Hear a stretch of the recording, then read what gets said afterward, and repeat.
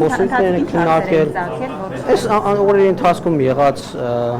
թեմաներն են քննարկել, խոսություններն ենք համադրել,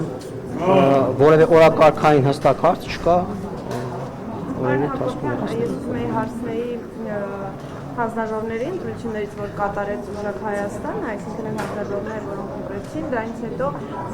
ենթադրում եմ տեսած կլինեք մամուլում քննադատություններ, ինչ որ հրապարակումներ կան, թե դուք նկատում եք ԿՊ-ն Եվրաինտեգրման հանձնաժողովը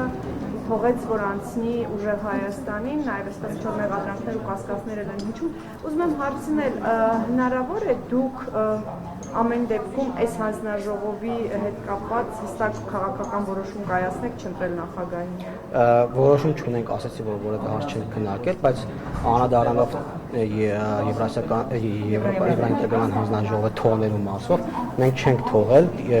գիտեք, որ Տոնտի Պանաձևով է տեղի ունենում ընտրությունը, մենք երկու առաջնահերթությունների մեջ մտել է, բայց հերթը չի ասել եւ ընդդիմությունը վերցրել է, իր հերթին վերցրել է, մենք չենք հասցրել ուղղակի վերցնել, որևէ միտում չի եղել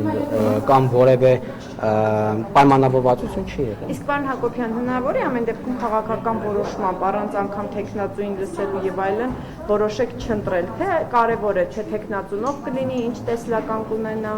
Ամեն ինչ հնարավոր է, բայց այդ մասին քննարկումներ դեռ չենք ունեցել։ Խմբակցությունները կհավաքվի ընտրությունից առաջ, մեր մարտավարությունը կորոշենք։ Շնորհակալություն։ Արամ ջան,